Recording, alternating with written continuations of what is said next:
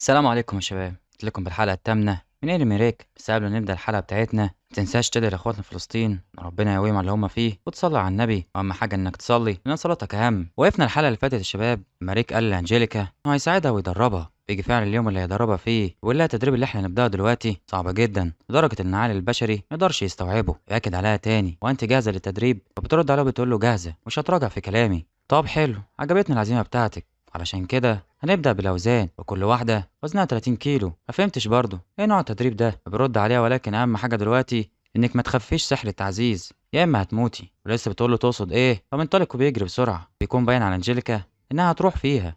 ولا فايدة التدريب ده إنك تستحمي من شخص أسرع منك، ده اللي هيعلم جسمك إزاي يتحرك بشكل أسرع، ده لأنك كويسة في التسارع ولكن حركاتك التانية غير مستقرة.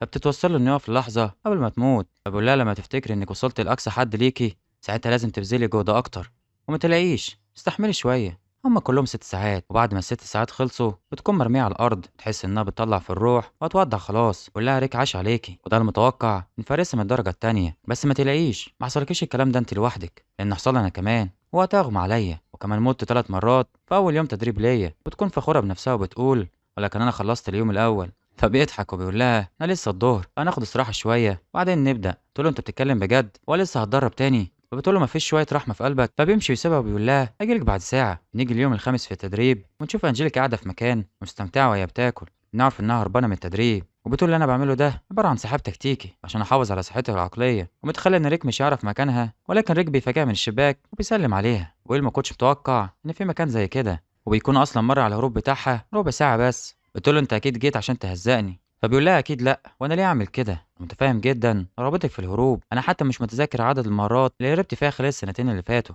او عشرات الالاف من المرات اللي مت فيها. ويفتكر ساعتها المشهد لما اتكل على الله، وساعتها بروستون بيساعده وبيشفيه. وبيقول له بروستون ما تقلقش من الناحيه ديت، انا اقدر اشفيك لحد 2000 مره. ودلوقتي يلا بينا نكمل تدريب. وبسبب كده اتعودت على اللي بيحصل. بتقول انا مندهشه انك استحملت ده كله لمده سنتين. بيرد عليها ولكن لما حاولت ان استسلم بروستون قال لي ندمك بعد الاستسلام او معاناتك الحاليه شوف اللي تقدر تتحمله بالسوق اكبر حطه على ميزان. فبقول لها لما حاولت اعمل كده كفه الميزان مالت ناحيه المعاناه الحاليه، وبسبب دعم بروستون ليا ووقوفه جنبي عرفت اتكيف مع الوضع اللي انا فيه. تقول له انجيليكا انا بكره النبلاء من وانا صغيره، هما بيعلموني النبل لكن مفيش اي حاجه من الحاجات ديت بتناسبني، لان انا عايز ابقى مقاتله واقف جنب عيله ديرموت واساعدهم. علشان كده بحلم ان ابقى اول فارسه من الدرجه الخاصه، وعلشان كده لسه كفه الميزان بتميل ناحيه معاناتي الحاليه. رسالة ريك اسلوبك في القتال بيعتمد على فن السيف الفرسان، يعني بمعنى اصح لو معاكي سيف هتبقي اقوى، صح كلامي؟ فبتقول له ايوه، ولكن القاعده بتاعت الملاكمين انهم بيقاتلوا بدون اسلحه. فبيقول عشان كده فكرت في تقنيه تحول ايدك لسيف وبالشكل ده هتكوني افضل. وعلشان التقنيه دي تنجح استدعيت معلمه خاصه وهي رينيت. وبننتقل بعد كده يا عزيزي المشاهد لحلبة القتال، وبنعرف ان المباراه النهائيه ما بين قائدي المجموعه الجيم، وهي ما بين شخص اسمه سيلفر وانجيليكا. واللي هيفوز في المباراه ديت هيتاهل للبطوله. ويا عزيزي المشاهد اللي انت شفته ده صح، هي شكلها كده بعد ما ضربتها رينيت. واحد من الجمهور بيقول ايه اللي حصل يا حبيبتي انجيليك؟ ليه شكلها عامل كده؟ واول ما بتبدا المذيعه بدايه القتال بتضرب انجيليكا الخصم بتاعها واحده ببطنه وطياره في الحيطه. بيكون بالشكل ده كسبت في المباراه، وتكون المذيعه مصدومه انها كسبت بالسرعه ديت وبضربه واحده بس. بتقول رينيت ان التدريب جه فايده، ولكن بنشوف يا عزيزي المشاهد انها اتحولت لشخص تاني خالص. وبعد ما رجعت لطبيعتها بتقول انا حاسه ان الناس بتبصلي بنظرات غريبه، مش بتكون فاكره حاجه من اللي حصل في المباراه. بيقول لها ريك ما تشغلش بالك، المهم انك كسبتي ودلوقتي تأهلت البطوله. تصدمها ريت وبتقول لها اكيد الناس حاسين بتهديد على حياتهم لما شافوا اللي عملتيه. وبعدها بيدخل مكان اليستر وميزيت. ورينيت بتسأل ميزيت ايه اخبار الشائعات اللي بتقول ان واحده من الجواهر ال6 موجوده في الامبراطوريه. بيقول للاسف كلها كذب وانها عاريه من الصحه، لكن مفيش طريقه انك تعرف غير انك تروح وتفهم بنفسك. واول ما بتيجي ميليشيا وتسلم عليهم بيقلب ميزيت على طول على السمب اللي جواه. وبعدها بيوصل مكان بروستون، وطبعا وش ميليشيا بيقلب الوان وميزيت بيتصدم لما بيشوف اللي حصل. بيقول ميزيت لبروستون انا شايف ان انتم مستمتعين في البطوله.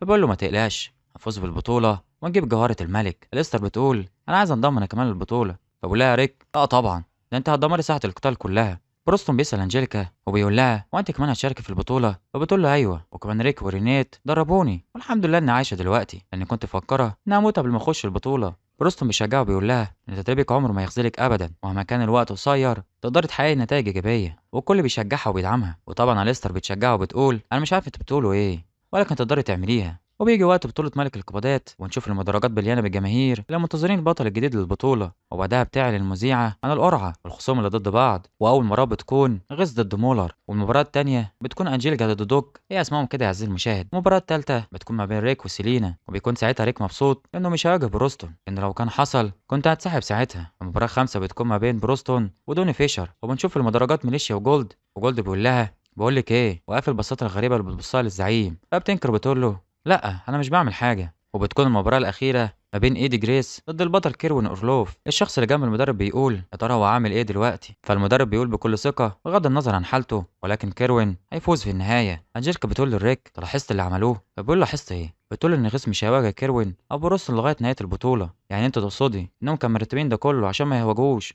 خصوم اقوياء في البدايه؟ ايوه، ولعبوا في نتائج المباراه مرجح انهم ناويين يخلوا الجمهور ينبهر بقوه غيث في البدايه. ومع ذلك الاحتمالات في المراهنه ان غيث يفوز هتبقى كبيره، وساعتها هيخش سناب ويراهن بمبلغ كبير.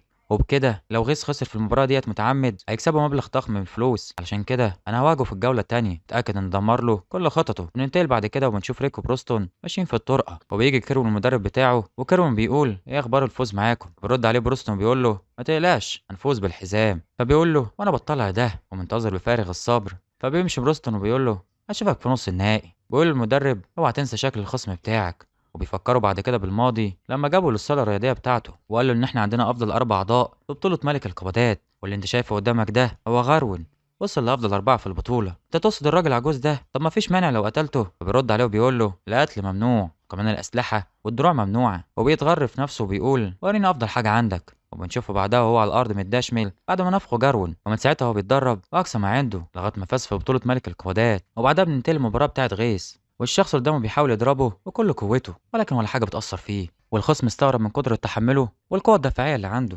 غيث بيقول ده شخص مزعج جدا، وبيضربه ضربه واحده وبيخلص عليه وبيكسب المباراه بسهوله.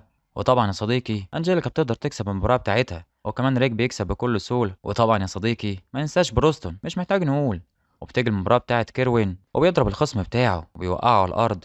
ريك بيقول تحس ان هو توقع خطوة الخصم بتاعه. فبيرد عليه بروستون ممكن تحسها كده ولكن هو ضرب حواس الشم بتاعته لدرجة كبيرة فتحس ساعتها ان توقع خطوة الخصم بسهولة. فبيقوم بعدها الخصم من الارض وبيضربه، وكيرون هو اللي بيقع على الارض بعدها. بتقول رينيت غريبة هو اللي سمح للخصم بتاعه يضربه، ولكنه بيقوم في النهاية وبيخلص على الخصم بكل سهولة. بيجي سناب جنبهم وبيقول ممكن تسمحوا لي اقعد جنبكم. فبيلاحظ سناب اليستر وبيقول ايه الطفلة الجميلة اللي معاكوا ديت. فبترد عليها ليستر على بالك يا حاج ليه بتجبر نفسك انك تعمل كل التمثيليه التعبانه ديت؟ لها ميزه سيب الكبار في حالهم مالناش دعوه بيهم. بيسالوا ريك ليه ما بتتفرجش المقاعد كبار الشخصيات. فبيقول له لان المباراه ديت ما بين اخويا الصغير وخطيبتي واكيد هكون حابب ان اشوفها من قريب. بننتقل بعد كده وبنشوف انجيليكا بتقابل غيث في الطريق، بتنادى عليه وبيقول لها عايزه ايه دلوقتي؟ بتقول له انا المنافسه بتاعتك وهنشوف لحد امتى هتبقى هادي بالشكل ده.